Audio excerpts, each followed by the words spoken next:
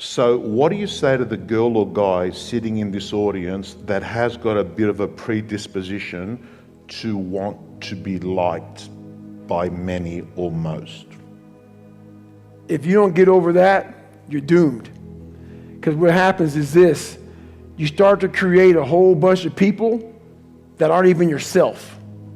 You never figure out who you are. You never live up to your dreams, your ambition. You live up to what whoever is around you that you like so much, that you want to emulate and be like so much. You live their dreams. You lose your power. You lose your power. The ultimate power is owning yourself. I had to reinvent a human being. I sat at home for so many fucking nights by myself, broken, not just physically, mentally, spiritually, but then I sat back and said to myself, I invented a motherfucker. I actually sat back when I was fat, nasty, out of shape, miserable, and created a human being in my mind that didn't even exist, and said, that's what I want to be. I want to be that guy. I want to be a guy that's capable of doing exactly what I'm doing today. And you have to, if you weren't born that guy, that mentally strong guy, he can be made. Woman, man, whatever the hell you are, it can be made. But in making that person, you have to be able to turn down book deals. You have to be who the fuck you are every day of your life, and never care about anybody who gets in your way that says you're not doing something the proper way. I was always afraid of people not wanting to, like when you get beat as bad as I did, I lied all the time. I wanted to be accepted and loved and all that shit that I created about 50 people. Whatever you like, I like. Just if you would be my friend, just be my friend. And that's where we get lost in life. When I post about suffering, this whole new kindler, gentler, soft-ass fucking world, they just fucking, oh God, this is horrible. We talking about, no. Suffering, if you know how to do it without making it out to be like, I'm not talking about you have to go through cancer. But I guarantee one thing, man, I bet you're a better motherfucker mentally if you look at it the right way. Everything I went through in my life, every bad fucking thing I went through in my life, the 2 heart surgeries, all the name calling, everything I went through. If you learn how to flip that motherfucker on top of his head and say, hang on, there's so much power in this fucking thing. And if you look at life as it is a trial ground, a testing ground for where you need to belong, where you need to go, suffering is a fact of life. And if you look at suffering the right way, it's a great tool to callous your mind. If you look at it as suffering, woe is me, this is bullshit, God, kicking rocks. If you look at it like, okay, motherfucker, you're testing me now. I get it. Whenever I'm being like depressed, I go through depressed moments, I go, oh, hang on, I'm getting tested. So you have to be aware of all the signals and signs that are being given to you from the world. One of them is if you feel bad, you're being tested. How are you going to perform under that? And that's suffering is a part of life, very needed. It's the only place, man. I'll never forget when I was younger and I lived in a $7 a month place and it fucked up, everything was jacked up. I had a pair of jeans and I'll never forget this as long as I live. You know, first day of school, people go school shopping, right? Week out, 2 weeks out, maybe a month out. We didn't have any money to do that. So I had this pair of jeans that the inside of the pocket was green. The inside of the pocket was green. I wore them almost every fucking day. So what I did for the next year of school was I cut that pocket out so the green would show, so it looked like a new pair of jeans. All I wanted was money. All I wanted was a nice car, was a nice home. And the second I got the fucking money to do it, I realized it's bullshit. That's why I don't own a car, I don't own a place, I don't own shit. You will see me wearing the same fucking shit every fucking day. Nothing. What I realized is all I wanted in my life was look at that fucker in that accountability mirror and be proud of. And everything else went away. While you need money to be successful, you need money to live, you need money. Money does buy a form of happiness, because without it, you're fucking miserable. But once I realized it doesn't mean shit. It doesn't mean shit for me. While it helps you, it also hurts you to come from darkness, because why? It's easy for me to sit back and say, you know what? Poopy pants mentality. I want to sit back and let the world take care of me now. And that's what I'm talking about. Don't play sick too long. While my childhood was so messed up, I played sick way too long, and I almost lost tons of opportunities by playing sick. Because it feels good to play sick. My dad beat the fucking shit out of me, man. I couldn't read. I can't read. You know, when I was a junior in high school, I couldn't read. If you live that life, yeah, it feels good for people to, oh man, you know, that's just David, man. He's just not real smart, and he had a bad life, and you get a get out of jail free card. That's nice. It sucks doing what I had to do to get here today. That was not fucking fun. That darkness is, there's nothing that dark to drive me to the places I had to go to become successful. On the flip side of that, if you come from a silver spoon family, you have to realize that. You have to realize, fuck, there's people out there like David Goggins who had nothing, fucking nothing. And I've had all this opportunity in front of me, and I'm a loser. I'm not shit. So what does that say about me? The conversations are very similar. You have all this opportunity, and you've gone nowhere with it. I'm at the bottom of the barrel, and it could take me a lot longer just to get where you're at for the starting line, to be fair. There's a barrier in your brain. There's a barrier. You got to find out what kind of removes that barrier from your brain. My biggest barrier was my father. And once I removed that barrier, I was free to think. And once I felt good about myself, I was free to put action in. I never felt good about myself. I never felt good about myself. Whenever I would get somewhere, the demon would come back, put me right back in the cage. If you don't go back, like I'm a runner, left knee hurts. A lot of people focus on that fucking left knee. A lot of times it's your fucking right hip, and that's about life. You gotta figure out what has messed you up mentally. Go to the source. Go to the origin of the source. When Goggins lived with me, his rule is we had to do something every day that sucked. And anybody, not just Navy SEALs, but anybody that can accomplish anything that is hard. Most of us fail in life because we're afraid of what everyone around you is thinking. We waste so much time on our little gadgets. It's unreal. And we talk about we have no time. Don't hit the snooze button. Why don't you hit the snooze button? Because you wake up already failing. Because motivation's crap. Motivation comes and goes. When you're driven, whatever's in front of you will get destroyed. Life's about self-discipline. It is about self-discipline. We tend to do the things that are easy. It builds no mental toughness. It builds no mental hardening. It builds nothing.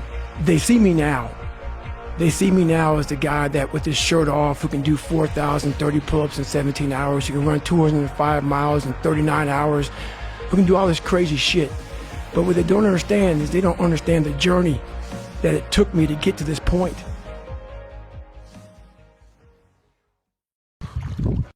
Never forget to train your fucking mind.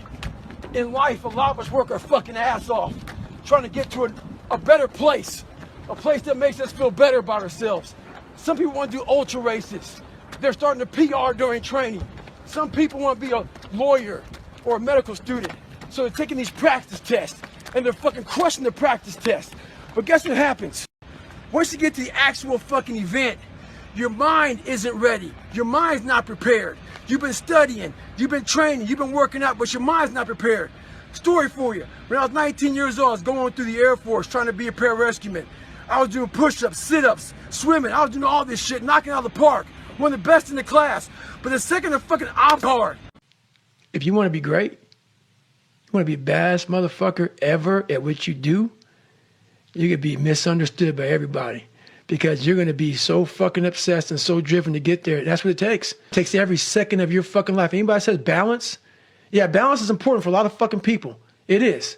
But if you want to fucking go to that edge where people do not like you, don't understand you, question everything you fucking do, you've arrived.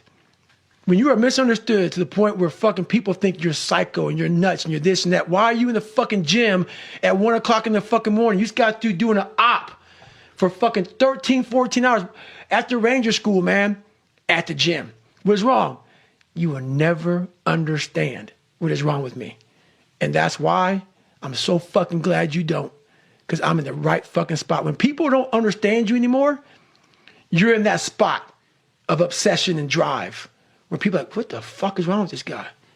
I don't want to talk to you, man, because you're not going to get it. You're not the smartest person in school. I had that issue.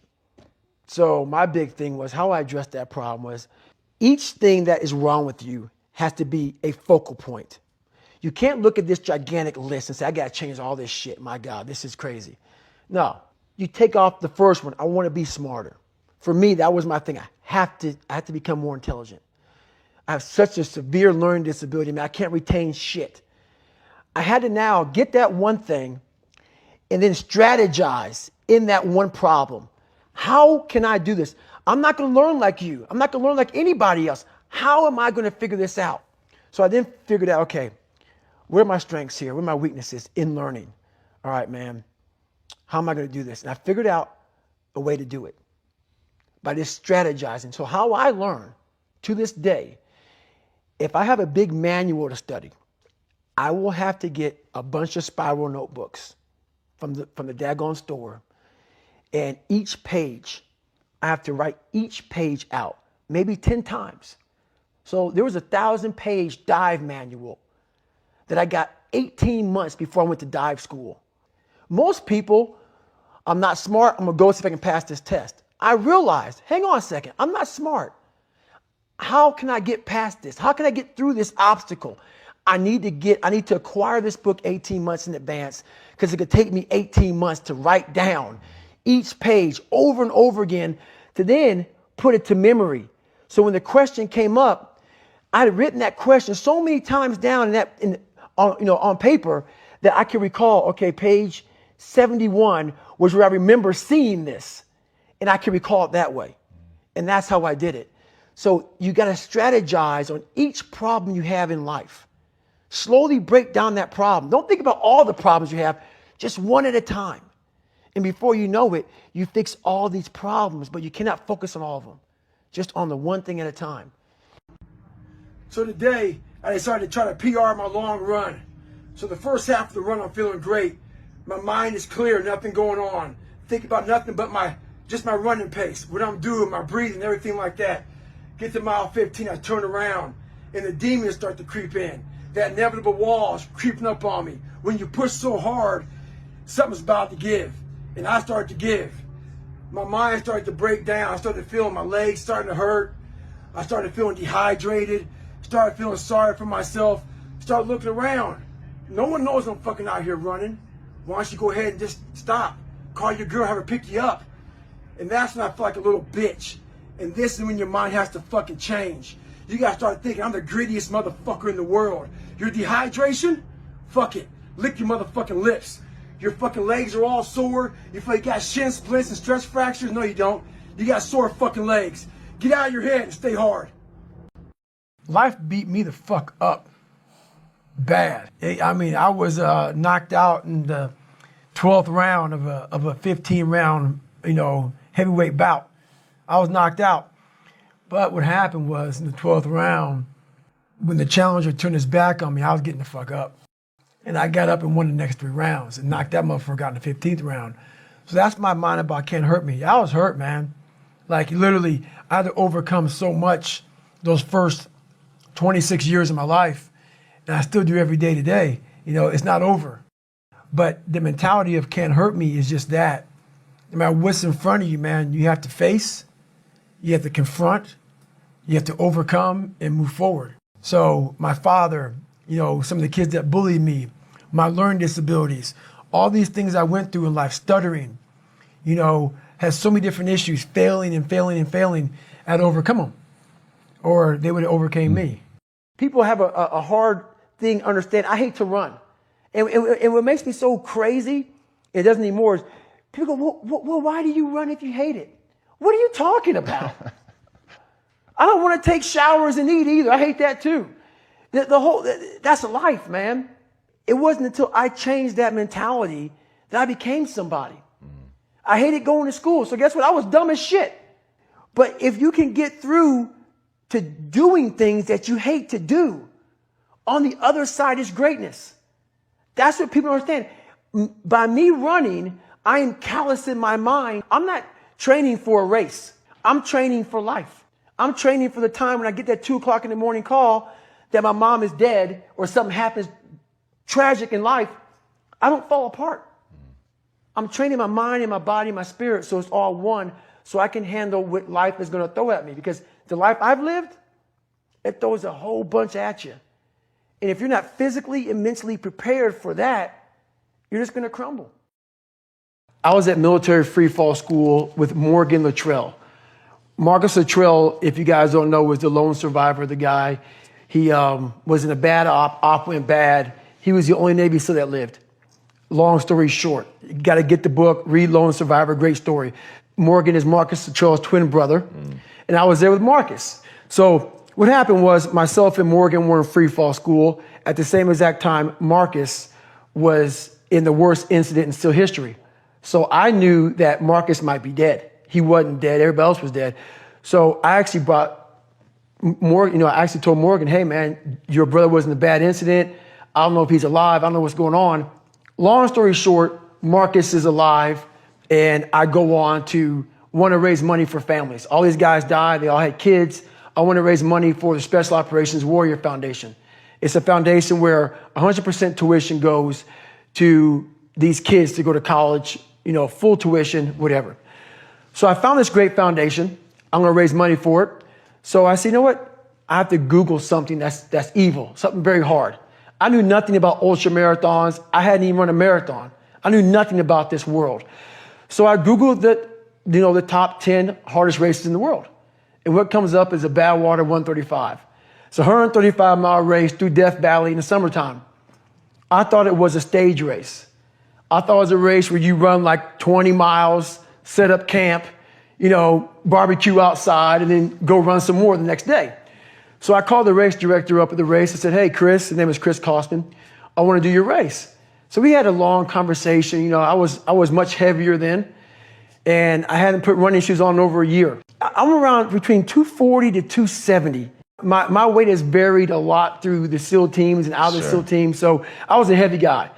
But the long and short of it all was I hadn't put running shoes on in over a year. I was a big-time power lifter. I lifted weights heavy. That's what I did.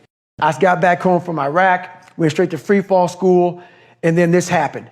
So I called Chris Kostman up on a Wednesday. He says, look, man, the only way you can qualify for my race is to run 100 miles at one time in 24 hours or less. There happened to be a race that Saturday, so 4 days later. And he said, if you qualify by running 100 miles or less in 24 hours, I will consider you my race. I'm going to cut to the chase. I signed up for this race. It was called the San Diego One Day, where you run around a 1 mile track for 24 hours to see how many miles you can get. My goal was 100 miles.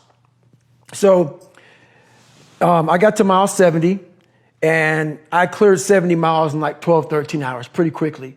But I was done. My feet were broken.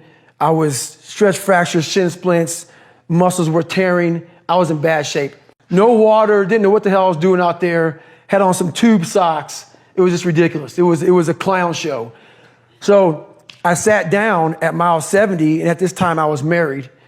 And I look at my wife, and I was like, I'm messed up bad. So I literally start to turn white. And when a black guy turns white, you're pretty f***ed up. Here I am, I'm all f***ed up in this chair. I'm at mile 70, I got 30 miles to go. I'm jacked up. I got to go to the bathroom, and the bathroom's like 20 feet from me. It's a porta potty. I can't get out of the chair. So I'm peeing blood down my leg, pooping up my back, and I got 30 miles to go. And I can't stand up because my blood pressure's all messed up. I've been in 3 hell weeks, Ranger school, overcome so many obstacles in my life. This last 30 miles of this race is when I realized a human being is not so human anymore. We have the ability to go in such a space if you're willing to suffer and I mean suffer. Your brain and your body, once connected together, can do anything. And this 30 miles was the life-changing moment. I was out of it. I was in the worst pain in my entire life. I was, to me, on the brink of death. And I was able to chunk this 30 damn miles into small pieces. I was so driven, and I'm not gonna say motivated, because motivation's crap. Motivation comes and goes. When you're driven, whatever's in front of you will get destroyed. So I sat in this chair and I was so driven to succeed in this race. And at this time, everybody goes, were you thinking about the guys that died? And I'm not gonna lie to you, I wasn't. This became a personal thing. This became me against this race, me against the kids that called me nigger, me against me. It just became something that I took so violently personal. And I broke this thing down into small pieces. I said, okay, I gotta get nutrition. I gotta be able to stand up before I can get off this curb and get off this chair and be able to go 30 miles. So I went through all these small steps and I was able to stand up. And then from standing up, I was literally walking around with my wife at the time, and she goes, you're not gonna make the time. She goes, you're walking like 30-some minute miles. I got to mile 81, and the second she said that I'm not gonna make the time, I ran the last 19 miles nonstop.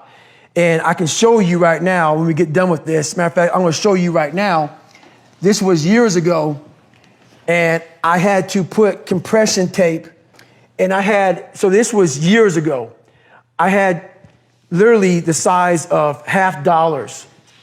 I had to get compression tape, and I taped up my ankles and I taped up my feet, and that's how I got through that race. So I literally went through all the buds, my last SEAL training with stretch fractures and shin splints. And how I did it was I would tape my ankles all the way up to my calf every morning. So for the first hour, the pain was excruciating. But what would happen is my feet would go numb. And I did that every single day for 6 months. That's how I got through my third hell week, because I was so broken from the first two that the commander said, hey, the CEO said this is your last time we're sending you through. So that's how I got the idea to do that. So with the right, and people may listen to this and say, this guy is sadistic, he's crazy, no, if you know how I came up, you realize I was just a scared kid that found drive and passion to be something much better than what he thought he was. That's all it is. Self-talk and visualization are the two keys to my success. I believed for that last 19 miles, I was indestructible. Because I took myself in that chair, crapping up my back, peeing blood down my leg, shin splints, stretch fractures. I use all that for motivation versus negativity. I use it for motivation. I said to myself, who on this earth would still be going right now? You are. You are. You gotta be the hardest on the planet. Is it true? I don't give a f. At that time, it got me to the finish line of that race. I believed it. I believe it today. I believed it enough to where my body said, he's not gonna stop. And I took all the negative things. I need to go to the hospital, this and that. And I used it all. Who the hell could even get out of that chair? You did. Who the hell would even think about taping stretch fractures up? You did. All those things I used for motivation. This voice in my head guided me to the spot where I'm at today. And if you don't believe that you're here for a reason, your life will seriously hurt. And I started looking at my life and all the shit I went through as God put me, God, whatever you believe in, put me here to go through this. And now I see all the hundreds of thousands of lives I'm changing by the hell I went through. There's a lot of power in that. So my purpose as I started going through this journey, instead of looking at like, woe is me, God, man, why the fuck, man, why? I started looking at it as, it's the perfect training ground. You knew exactly what you were doing. You knew exactly what the fuck you were doing, obviously. You put me in every situation possible to tell a story that needed to be told. I mean, it was a very scary road. A guy who was afraid of a lot of things, to then find power in fear, to find power in overcoming fear, and to get to where I'm at today where there's very few things I'm really afraid of because I know how to control it. I know how to manage it. I know how to work it to my advantage now. It's something else, man. So I really challenge people to really do a live autopsy on your brain. And the reason why I talk about my childhood so much in this, because I don't want you to put a title on me. Because once you title me as a freak, you now put yourself in a position where you can be very comfortable in saying, it's just not possible for me. The thing that makes me so pissed off in this world, man, only thing that gets me mad nowadays is that so many people die with untapped potential because they think that someone else is fucking better than them. And they were born, not with the greatest tools. You don't need shit. You need the ability to fucking grind your ass into a fine fucking powder. And when you're in that fine powder, find a way to build that motherfucker back up repeatedly. And it's possible. You were bullied. Do you remember how many nights you spent by yourself in your fucking head thinking about what kind of piece of shit you were and how miserable that fucking was? That's exactly my drive. I know that there's not just me and you. There's millions and millions, especially nowadays with all this fucking pressure, man. You can now bully a motherfucker on your phone. Back in our day, it was face to face. You can do everything over your phone. The pressures of trying to keep up with everything is at an all-time high.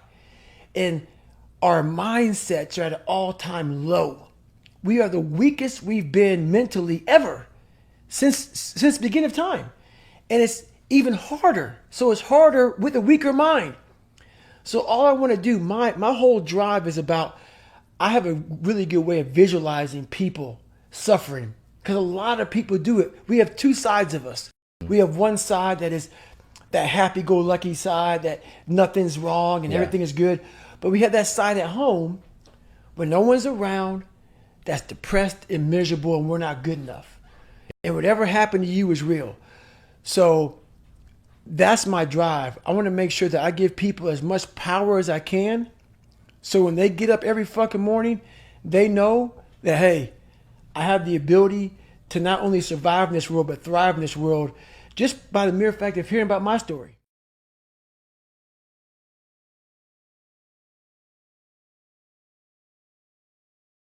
We all look for toughness. We all want it, but we look for it in a comfortable environment. You will not find toughness in a comfortable environment. You want people who are honest with you, who are going to tell you what is honest and truthful people. The most important conversation you'll ever have is the one you have with yourself. You wake up with it, you walk around with it, eventually you'll act on it. And my self-talk was the most disgusting self-talk of all time. You got to start diving into those things that you are afraid of. You don't gain confidence by going to the spot that makes you feel good. It's going to be a false reality. But you overcome those fears, guess what happens? The whole world, you unlock this door and everything opens back up again. I made this person. I made this person by diving into the insecurities that life gave me. What if? A lot of times I'll be in a 200-mile run or something like that and I'm all jacked up. Body's broken, mind's broken, spirit's broken. I start to say, what if I can pull this off? When I first walked into the Navy SEAL recruiter's office, he looked at me and said, there's only been 35 African Americans in 70 years make it through. You know what I said to myself? What if I can be the 36th? It's the what if I can pull off a miracle.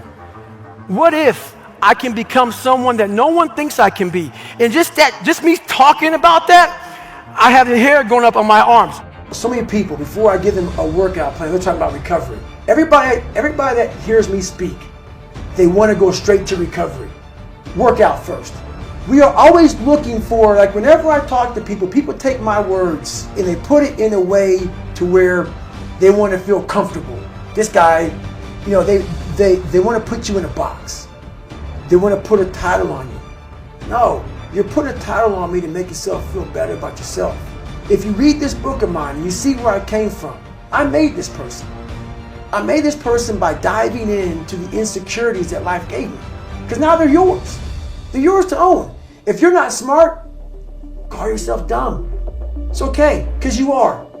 But take that not as you're putting yourself down. If you're fat, call yourself fat. I used to be 300 pounds. we want to talk so soft to ourselves. We're looking for that recovery day. And that recovery day is everything in your life. Everything in your life is that recovery day. We're looking for it. It's not coming. It's not coming. Get over that recovery day. And that's the mentality I took with me.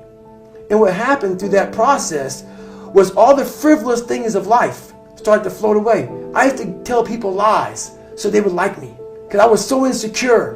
When you start to build yourself up and start to have the one thing that we don't have is confidence. Real, authentic confidence from hard work.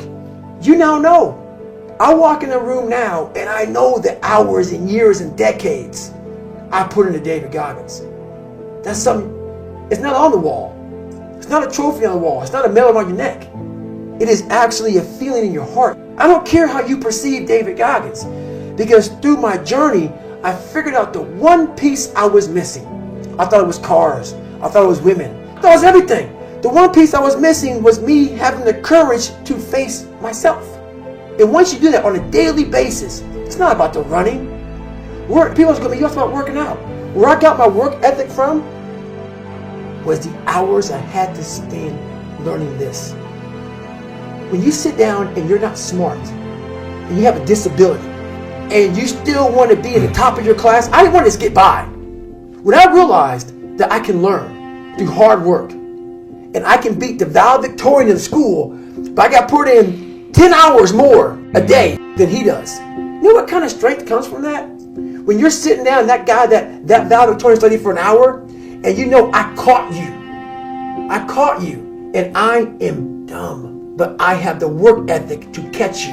That's where David Goggins got really invented. It's that, having a discipline every day to say, for me to learn this one math problem, it's going to take me 10 hours. And that's where and you realize through hard work, you can outwork anybody, no matter how badass they are. But that's the part people don't want to dive into. Some people didn't understand when I say I'm training for life. 2020 was the perfect example of that. A lot of people lost jobs, lost businesses, lost family members. A lot of folks spent a lot of time in the hospital on ventilators. That should have caused a lot of demons in your brain. Folks see how much I work out, and they think I'm running from demons. It's not demons, it's discipline. And I'm a disciple of discipline. You can't outrun your demons. They'll always find you. Only way to beat them, mother, is look at them eye to eye and make them your bitch. Mindset's the only thing that gets you through hard times. So think about this. I put everything on David Goggins to be a Navy SEAL.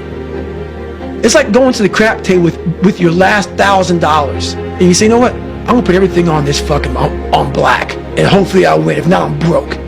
I put my whole life, a guy that was scared of the water, a guy that could taught himself how to read and write, on being one of the hardest motherfuckers on the planet. Think about that shit. A guy that came from nothing. I put my whole life, and I'm going to go out here and put everything on David Goggins to be a Navy SEAL. Not to go be a Boy Scout or some a Navy SEAL. And I look at that, and I did all that shit just to get the opportunity to succeed. That's what people don't understand, man. And people see the end result. I remember that guy saying, my God, man, I can't believe what I've just done. I put everything, ruin relationships, ruin this, ruin that, put everything on. In fact, I have to become someone in this world, or I'm no good for anybody. It comes from a disgusting place of not being fulfilled in your life, of afraid of dying, having never accomplished anything. That's a fear that some people run away from, that people don't want to face. When you have a real fear of dying and being just another person, that I live to pay the bills, I made $1,000 a month. This is my life. I spray for cockroaches, man. If that makes you feel good, that's great. It didn't make me feel good. I wanted to, the first time in my life, after 26 years, it was 24, 25, whatever it was, I wanted to feel good about myself. Think about how many years, months, hours, seconds, days, all that shit you have wasted on people who suck the fucking life out of you. Today's a good day for you to go through and can those motherfuckers. Shit can those motherfuckers who only call you when they need something. Shit can those motherfuckers who can't get over shit. Who continue to bring up shit from the past. Who can't move forward. Life is short. Life is precious. Spend that time with the people you love. The people you want to give that time to. Real friends, real family. Everybody else and they're sucking up the air you breathe. You need that motherfucker to be hard. Stay hard. Why is the truth so important? You know what? Because first of all, it does set you free mentally. And it gives you a starting point. You have to have the truth to have a starting point. So when you, like, if I'm lying to you about who I am, or I'm lying to you about whatever, there's no starting point. There's a false reality. You have to create the real reality. So that's what I call my accountability mirror in my book. That's the real reality. Where the f am I going to start from? So for me, I was lying to this, lying about that. So I had no starting point. Once you come face to face with who you are, you have a starting point. All right, I'm not real smart. I have no courage. I have no self-esteem. I have no nothing. Nothing. That's my starting point. Now we can move from there. But if I tell myself I'm strong, I have courage, I'm smart, and all these are lies, you continuously push that starting point backwards. So that starting point is the truth. The no bullshit truth that only you can tell yourself. So it's the starting point. The truth's the starting point. Especially nowadays in this society, we like to surround ourselves. It makes us feel so good. Those people who say it's okay. It's okay. It's not okay. It isn't okay, man. And I get it. Society's changing, and we love to feel wanted and loved. Trust me, that's all important. It is. But you have to have the truth from people. Hey, you're not working your butt off hard enough. You're not trying hard enough. We all think we're trying hard, but what are you gauging that off of? Are you gauging off of, like I talked to this one kid the other day, college is kicking my ass. I said, what are you gauging that off of? I go, are you trying? He goes, yeah, I'm trying my ass off. I'm studying hard. I go, what are you gauging trying hard off of? Well, in high school, I didn't have to try at all. And I made great grades. In college, I'm trying hard. You're trying hard compared to what you did in high school, which was it came easy to you. So your reality is something that you created off of something easy. So you trying hard is 2 hours of studying. I'm going to tell you a difference in trying hard and trying hard. Trying hard is something in your mind just doesn't stop. We know 2 hours isn't enough. So it's all about, reality and what you're basing things off of. When I was 297 pounds and I was fat as hell trying to be a Navy SEAL, the scariest thing in the world to me, even to this day, was that could have been the rest of my life. I thought then I was trying hard. That's the scariest thing in the world. I thought then, 297 pound, working for Ecolab, spraying for cockroaches, making $1,000 a month. I thought that was me at my 100% potential.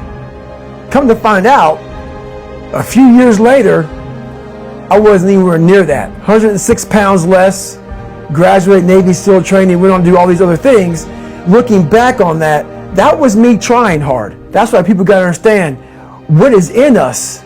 We have no idea until we start trying hard. And I mean really trying hard, where you're obsessed with, hey, this is my new norm. My new norm is that, wow, this isn't always fun. It's not always meant to be fun. And that's when you know you're trying hard. When I was in Ranger school, my squad got spot checked. The Ranger instructor was looking for 3 items. One of my guys didn't have the items, so the whole squad got smoked. The RI was sitting there smoking us, and the more he smoked us, the more my squad looked around looking for someone to motivate him. The Ranger instructor shouted out, "I'm gonna bury you." So I saw that my squad needed some extra motivation.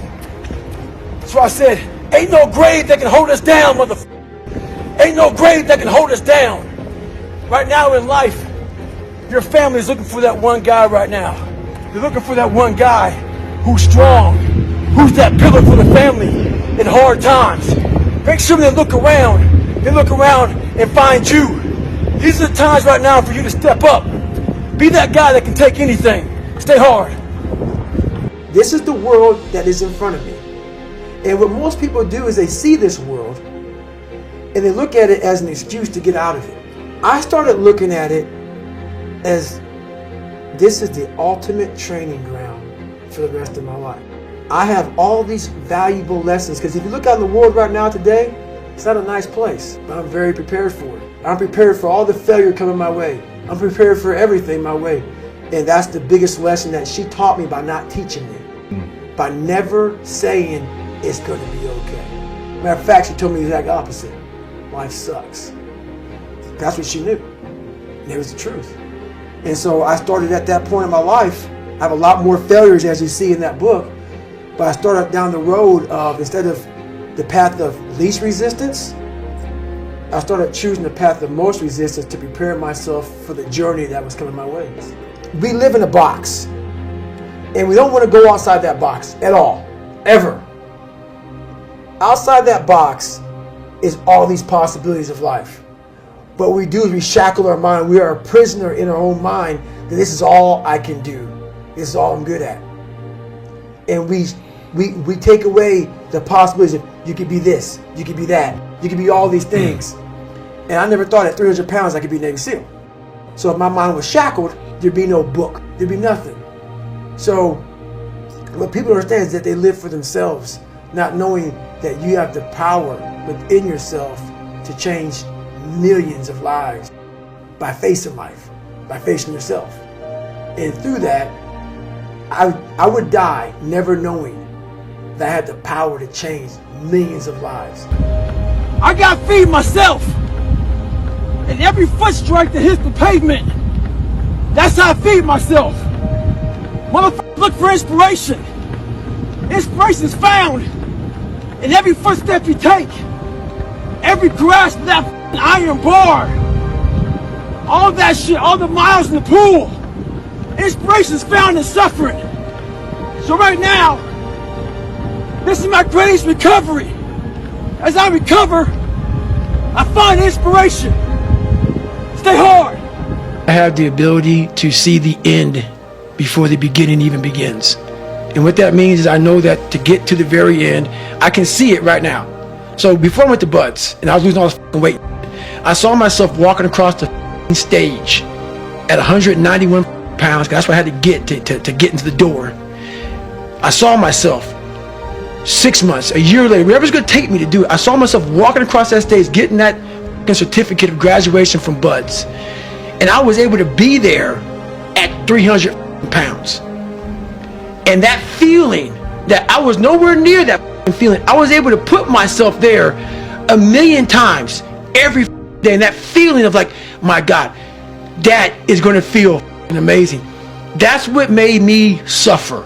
That's what allowed the pain to be real and say, this is worth it. I want to feel for this next 18 months. It took me 18 months to finally become a Navy SEAL, to finally, just get through Buds. 18 months, it's 6 months. It took me 18. That's what woke me up every morning, was I'm going to put myself through this much pain and suffering for a few seconds. That's all it is. A few seconds of joy.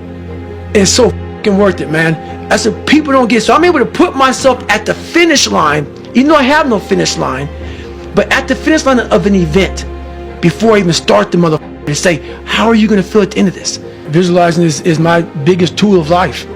That's why I've been able to put myself in cold water, put myself in a 100-mile race millions of times before I've done it. And I'm able to go through the race and see how I'm going to feel at mile 50.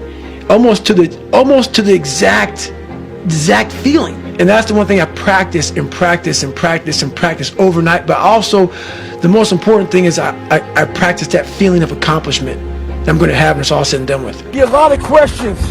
People asking me for help.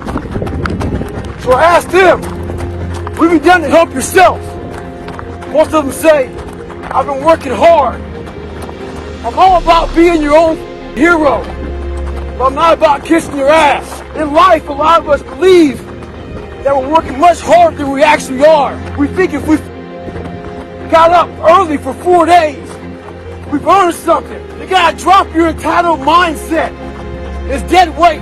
We believe we work harder than we actually have. Trust me, most of us haven't. The one thing in life you gotta realize is this. Learn to help yourself. Don't count on other people to help you. Stay hard.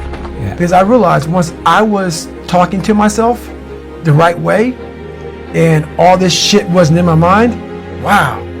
I went from this piece of kid who thought he was dumb, not successful, insecure, who stuttered when I first saw somebody, to a person who can now do all these things just because I now control my own mind. And I don't care. When you get to the point where you really don't care, you become very, very dangerous. And I'm not saying don't care like, I don't care if I do that. No, when you don't care about other people and how they view you, about how you walk, how you talk, how you dress, where you want to go with your life. You know, growing up, I didn't want to tell anybody I wanted to be in the military. Because why? Some of my black friends, I was afraid of what they think. Why do you want to join the fucking military, man? Why do you want to do that shit?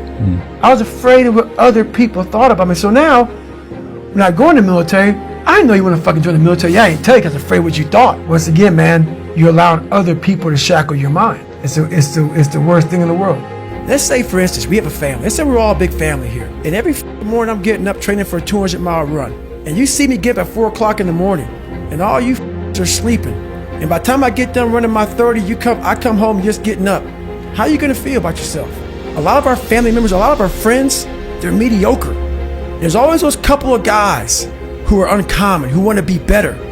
But you make that mediocre motherfucker feel like, whether it's your mom, your dad, whoever, you make him feel horrible. I've been there. I'm speaking from experience. When you get somebody around you, man, who's trying to be better, and you don't have the drive that they have, it's a constant reminder of how you are.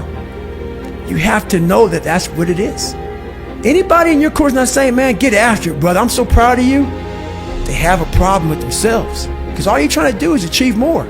If that's a problem for somebody, you have to look at them and say, man, you really have a fucking problem with yourself, huh? Most of this generation quits the second they get talked to. You did this wrong, or they get yelled at. It's so easy to be great nowadays because everybody else is, most people are weak. This is a softened generation. So if you have any mental toughness, any ability, if you have any fraction of self-discipline, the ability to not want to do it but still do it. We are all great. No matter if you think you're dumb, no matter if you think you're fat, no matter if you are fat, no matter if you've been bullied, or no matter if you just got back from Iraq or Afghanistan and you have no legs or your arms or whatever, man, we all have greatness. It just, you got to find the courage. You got to find the courage to put your Bose headphones on and silence the noise out of this world and to find it. And to find it because it's out there, but it's going to take hard work, courage, self-discipline. It's going to take all the non-cognitive skills. All the non-cognitive skills to be great. You know, smart is good, all this stuff is good. That's all cognitive. It's the non-cognitive skills that set you apart from everybody else. And that's what it's all about. I'm not the smartest kid in the world. Okay. Instead of somebody saying, oh no, you're smart. No, don't say that to yourself. I said to myself, no, I'm a dumb motherfucker. Okay, roger that. How you get smarter? Educate yourself. So the things that we run from the truth. We're running from the truth, man. So the only way I became successful was going towards the truth. As painful and as brutal as it is, it changed me. It allowed me to become, in my own right, who I am today. My biggest advice to give everybody in the world is, like I say, we live in an external world. Everything is you got to see it, touch it. It's external. If you can, for the rest of your life, live inside of yourself, Stop listening to people who are calling you fat, gay, transsexual, nigger. Everything that is makes no sense. All these insecure people putting their insecurities on you, you got to flush it out. You got to just be whoever the hell God or whatever the hell you believe in. If you believe in nothing but yourself, I don't care what it is. You got to take everything and throw it away. You have to believe in one thing, and that is yourself. And I'm not saying don't believe in God or what you believe in, but right now, for you to find greatness in yourself, you're not going to find it by looking in a book or by even hearing me. I may give you the spark, but you've got to go inside yourself to find it. And that means you got to be quiet. Shut the fuck up, go in a room, stop talking, search your soul, search your mind, search your abilities, and you'll find it. But if you're not looking for it, you won't find it.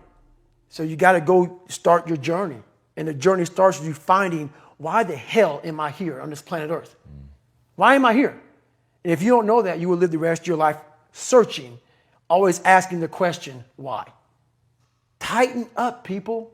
It's okay. Trust me, it's okay. You might be called nigger one day. It's okay. You might be called some Jewish word or some faggot or gay word. It's okay. Let them call you that. What are you going to do now? They don't own your life. How are you going to control that now? How are you going to flip it upside down and say, Roger that, now I'm going to harness this shit, and you'll read about me years from now? How? That's the question. How are you going to do that? Thicken your skin. Become more of a human being. Don't be afraid of the reflection in the mirror, because that's all you can be afraid of. Once you overcome the reflection in the mirror, you've done it. So, I get an email the other day. This young man wants to be a ranger, but he's afraid to go to ranger school. Not because how hard the training is, but because he's afraid if he fails, what people are going to say by judging him. One thing in life, this applies to everything in life. Anytime you move from being normal to trying to be exceptional, people aren't going to like that shit. Those normal people, it makes them feel like shit, so they're going to judge you. And nowadays, it's very easy to be a fucking coward. Why? We got Instagram and shit. Most folks don't tell you to your face. They go online, they post about like cowards. Don't let cowards get in your fucking head. And last thing, make sure you do you. Stay hard. What brings me joy and happiness is knowing how beautiful the mind is. And I'm one of the few people that didn't read about it, didn't experience it through some drug. I got to experience the beauty of true fucking willpower. True, I'm gonna fail, I'm gonna fail, I'm gonna fail, I'm gonna fail, and I will succeed. Just me talking about that gives me a feeling I know what I did. And I don't need to travel somewhere or to have this or have that. I have it all here in my mind. The beauty is remembering this young, dumb, what people call nigger, is now where I'm at today. And that is, when you finally get to that point, for me, it's for everlasting peace. I could die right now on this show and I'll be happy, man. So that's my happiness, is my reflection on the suffering of my journey, knowing I never quit, nor was I guided by anybody on this earth. I was guided by something much more powerful, and I listened, and I chose the path of most resistance. Talent not required.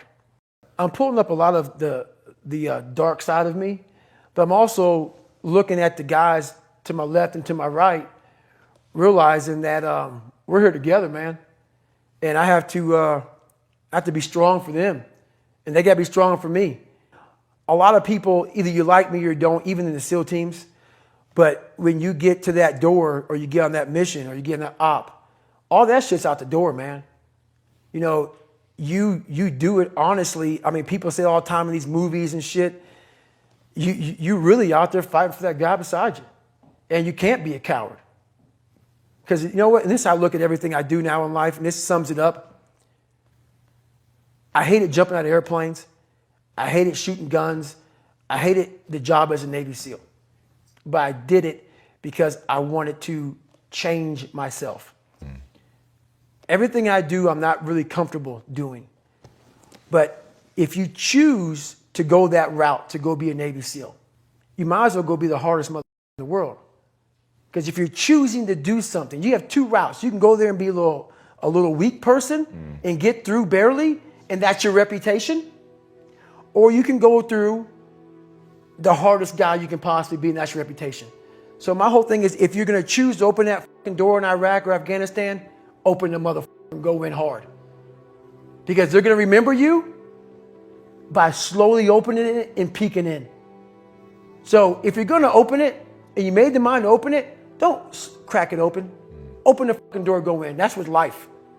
If you're choosing to do something, attack it. Because they're going to remember you as not attacking it. So I want to be remembered. You can hate me, but there's one thing you can't say about me. I didn't attack it. So that's the mentality to have. If you're going to do something, you might as well attack it, because you can do it anyway. So the accountability mirror is something that I kind of came up with in high school. Like I said, I started shaving my head when I was 16, and I got caught up in trying to impress so many people because no one liked me. So I developed so many different identities. Let me sag my pants. Let me pull my pants up. Let me talk this way or act this way or be this way or whatever the hell it may be. God, dog, there's so many different things I did to try to fit in with so many different groups that when you look in the mirror, that's the one person you can't lie to. So every morning I would shave my head thinking, God, I would reflect back on some of the lies I may have told somebody or some of the ways I acted that I didn't feel comfortable doing. And I did it to impress other normal people. The key word there is normal, everyday people. I was trying to make other people like me. How pathetic is that?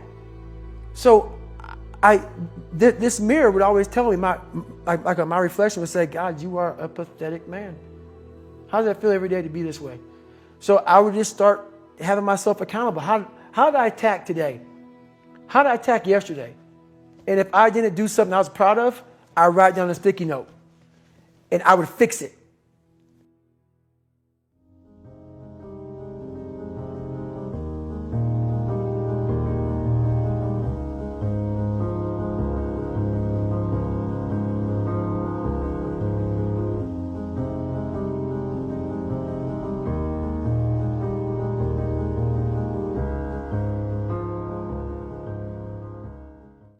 The reason why we go back to old habits is because our goals are too lofty. We're not achieving our goals fast enough. So what happens is, oh man, we're very impatient nowadays. For me, it was good. I didn't have a phone. I was out of this world by myself. It was a race against David Goggins. It wasn't a race against, God, I want to look good for this person or that person. It was me. I got to change myself. So for me, if I lost 5 pounds in a week, I got a feeling. I allowed myself to feel proud of that. I didn't look at, I got to lose 106 pounds. I'm like, man, I went from 297, now I'm 292. In 1 week, man, I'm killing it. We're not proud of ourselves for the small accomplishments. What we need is this monstrosity of a thing to happen and say, I did it. Nah, there's a process that you have to go through, and patience is the process. And if we don't have patience, after a week, I haven't lost 30 pounds, man, I'm done. I'm over it. So that's what I found out with people, man. They're not patient enough to realize and to enjoy the moment, not live in it, just enjoy it. There's no finish line in life, but enjoy that moment. Roger that, man, I lost 5. Let me go 10 next week. So that's the whole thing about it. That's how people lose it. Our mind wants to protect us. The mind is like, honestly, it has a tactical advantage over us.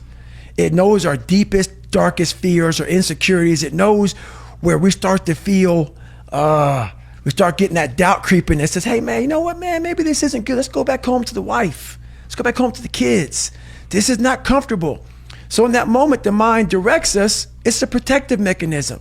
It saves us from doing bodily harm, or it really saves us from discovering that the mind's like, I want to be in charge of you.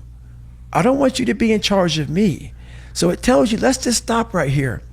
But once you start breaking through that barrier and start breaking down that governor that you've put in your mind, because we forget we are in control of our mind. We believe it's the other way around. No, we put in our minds what we should do, but we believe our mind is telling us, it's giving us all this feedback. We have to reprogram it and tell us, no, we're good. We're good. This sucks, but it's okay. A lot of us don't know of a whole nother world that exists. It's on the other side of suffering. Once you break these barriers that you have made for yourself, like the mind is the most powerful thing in the world. It is so amazing that I used to be a 300-pound guy and I thought that was it. Could barely read, could do anything. And now that what was inside that person was this guy that's in front of you today. That's how scary the mind is.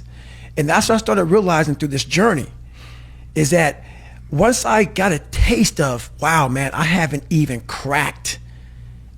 begun to crack what the mind is capable of. And when I started realizing is on the other end of suffering, that's the real growth of life, because you realize how the mind processes shit. And I talk about another thing called theory and practice. A lot of people are theorists. These smart guys that read these fucking books and shit, man, and they sit down, they tell you what the mind is supposed to do. And a lot of us listen to that shit. It becomes like, this is it, man. This old man who has been studying the mind forever, this is the cap that we have. By being a practitioner, I went out and realized a lot of these guys are so wrong, man. The mind has capabilities that are so unknown, and I found that through suffering. And there's a whole nother world on the other end of that. I was so afraid of myself that I had to figure out, I became a master of my mind. People, when you're afraid of something, you have to master it. That's how you start to overcome it. So what I realized, when I get to that point where I want to quit, everybody, they get to the point where they want to quit. This is what happens. The mind tells you, let's go home. Let's take a warm shower. Let's get some food. This is not right. This is that. If you cannot answer the questions at that moment, because your mind's going to start giving you all these questions. And if you can't answer them, you're going to quit. What I realized when I was going through Buds, Ranger School, all this 100-mile race, 200-mile races, pull-up records, my mind would come creeping in. Like when I was doing 4,030 pull-ups at 2,000 pull-ups and my hands were ripped open, my mind said, look, brother, we've done all these other things. You've proven yourself. You're good. If I didn't have the answer to respond to my mind and say why I'm here, why I'm doing this, you will always lose that fight. You have to have the response to what your mind is going to tell you. And another thing about that is self-talk. A lot of people have like these big four on mental toughness. All that shit is crap about self-talk, visualization. It's true. But the thing about self-talk and all these things, they ask me, what do you think about when you're on mile 100 of a 205-mile run? What are you thinking about when you realize you've run for 24 hours and you have 24 more hours to run and you have another 105 miles? What goes through your mind? What do you say to yourself? I want to know. A lot of people think self-talk works. It does, but it doesn't work without the suffering before your mind starts saying we need self-talk. So what I tell myself is I go back to the months and years of preparation to get to that day. And I'm telling myself, the 3:30 in the morning, when I'm looking at my shoes and I want to go out there and run 30 miles, I have to, in that second, in that moment of this self-talk, my mind saying, you got to find more, you got to find more. I once again calm down, go back into my mind, in my cookie jar, I call it, and I have to reflect back on the shit I did to get here. And that becomes my self-talk. Self-talk does not work unless it is real. Most of us lie to ourselves in the self-talk. It doesn't work. It has to be real. It has to be something that you've done to make it really work. If you walk into any kind of event, whether it be physical or mental, if you walk in with already putting that block on your mind of, man, this ain't gonna happen, People go, how did you run 135 miles to Death Valley? How did you run 100 miles with no training? Because I went into it not thinking, I can't do this, man. I went into it with a strategy. I had an open-mindedness. So until your mind is open to the possibilities that I can do this, you would never be able to do it. Once the mind starts to believe it can be achieved, it then, only then, does it start to break down tactically how we can do this. Until then, you're going to always lose. What do you want in your life? We have so much influence coming at us that we are so lost. We don't know what we want to do because we don't spend enough time with ourselves. You have to learn to shut off a phone, shut off a computer, shut off a TV. And it's okay to sit in a room by yourself in a chair and just think about you, where I want to be, where do I see myself tomorrow, the next year from that. And it takes a lot of self-discipline to be able to do that nowadays because you want to be so attached to everything. You want to be so caught up with the world. The world's moving too fast. The world's moving so fast that you're trying to keep up to the point where you lose yourself in the world. So you have to take that time and go to that dark place in your mind and discover who you are.